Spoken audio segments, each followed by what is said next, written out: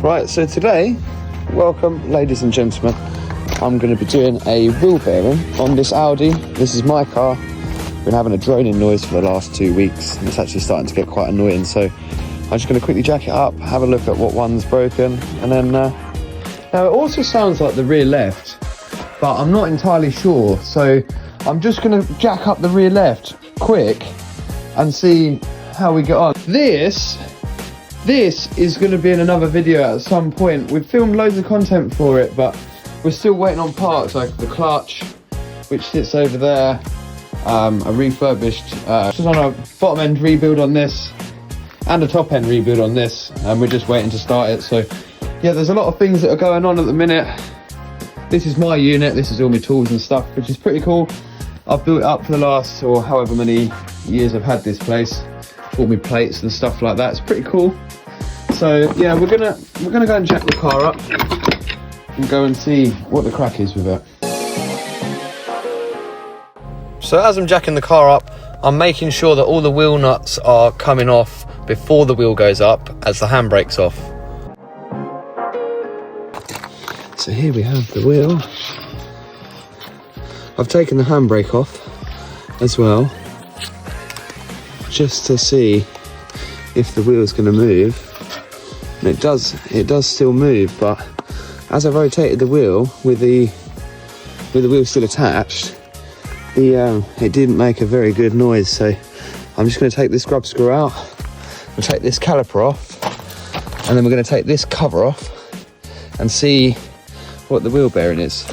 So I think the last time I took this wheel off, I was only being an idiot, so I think I did it up hand tight, this scrub screw. So just going to try and get it off with this screwdriver here. There we go.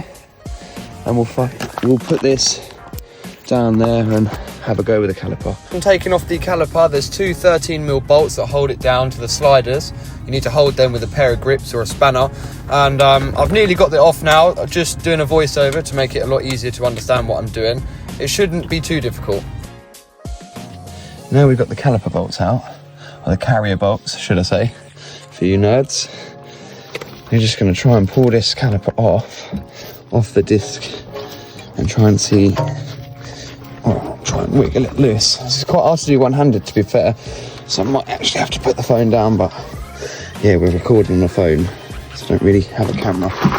So I just want to show how easy this is to do for you guys at home, because not all of us can afford to go to the garage, so that wheel bearing is no more than £100, and a garage will charge you at least an hour's labour to do this.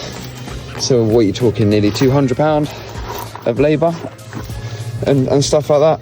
I don't know. Just right, she's finally off. You can pull these pads out, have a look at them. Bit of mileage on them, they're not too bad. That's that one. It's got a bit of a crack in it as well. Not sure where the hell that came from. But here at the back as well, this one looks okay. I'll place that down as well. So to get this disc off, just want to smack it. There we go. Some people like to cut this off, this little notch here, which prevents you from taking the disc out. So let me take this carrier off and we'll go from there. And out she comes. I have had to take this bolt out here because this one didn't really want to come out. So what I've done is I've taken this out and I've just hit the caliper carrier here a little bit, just enough to move it but not to damage it. And yeah, we've managed to get the disc out. And if you hear this, I'll stop that for a second. These aren't supposed to sound like skateboard wheels. So here we are, we're going to be replacing this today, I think, because this is this is only no more than a year old. I replaced it last year too, but I didn't do a video on it because I thought, that'll be the end of that, won't it? But now here we are. Yeah, there's a particular brand that I would suggest avoiding as well when coming to buy this sort of thing, but I won't mention their name. I'll just let you figure it out for yourself. So yeah, let's get this cap off, let's get this bearing off, and let's get it replaced. I've just got this cap off with a bit of brute force and violence. We've managed to take that off.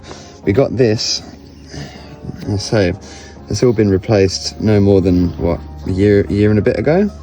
As you can see, there's no rust on the bolt itself because it's all in a sealed housing where there can't be any dirt, debris or dust coming in there. So I'm not entirely sure why this has failed, but yeah. So now, unfortunately, Volkswagen Audi cars, this is one of the downfalls. You have to buy a special tool for this, because as you can see, this is a 17mm Allen key. It goes in there and it's not tight at all. So what I've done alternatively is got a really big bit and I've ground off all the sides until it's about,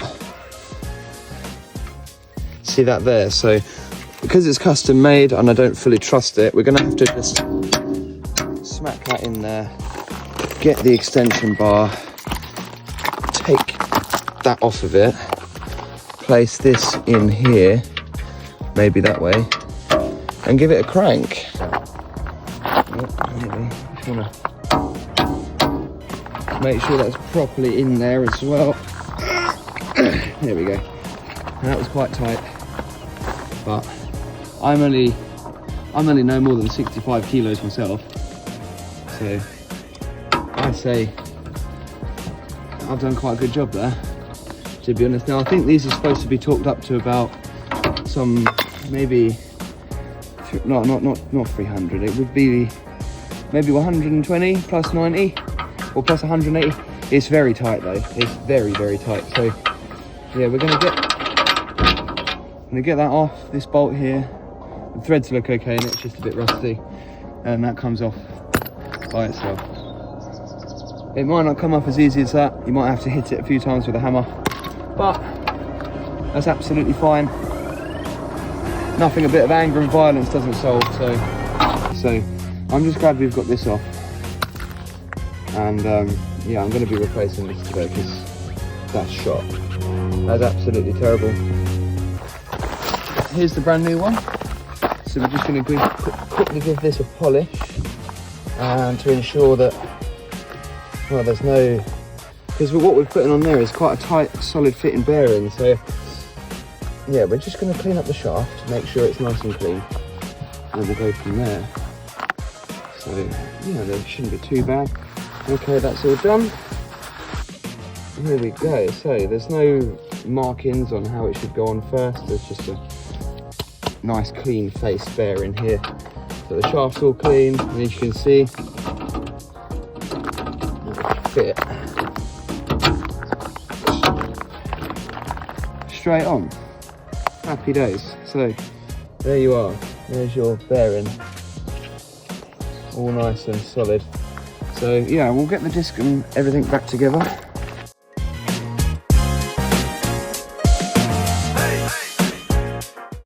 Right, so because I've had this whole thing apart, there's leftover grease and there's dirt and there's Nan's dog hairs and everything else in here, so that's not good.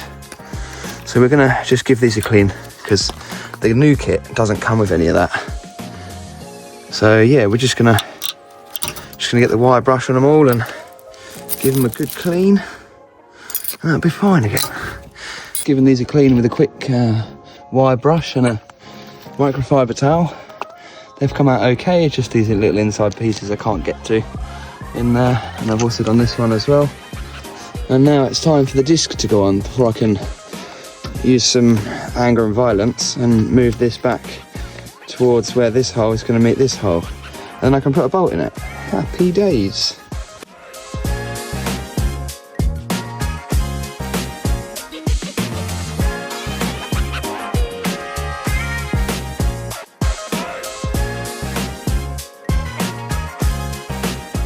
We finally managed to get the bolt in for the back, and then after this is done up, we can start to think about putting the pads back in, and then obviously on goes the caliper afterwards. Happy days. You're trying to diagnose a wheel bearing and you're looking for problems like noise and heat and everything else. A really good indicator of that is how black really just everything is getting, because it's not just the heat that's being generated from this. Now, when I took this off and I saw inside the hub, it was all black. Like there was not a single like silver shaft left on top of it. Like that just tells me that that shaft's been getting hot, even though this corner probably does only 15-20% of the braking of the whole car. Now the fronts, they take up most of the braking. So another sign to look for is excessive bubbling on the outer edges of the metal pan on the back of the brake pad.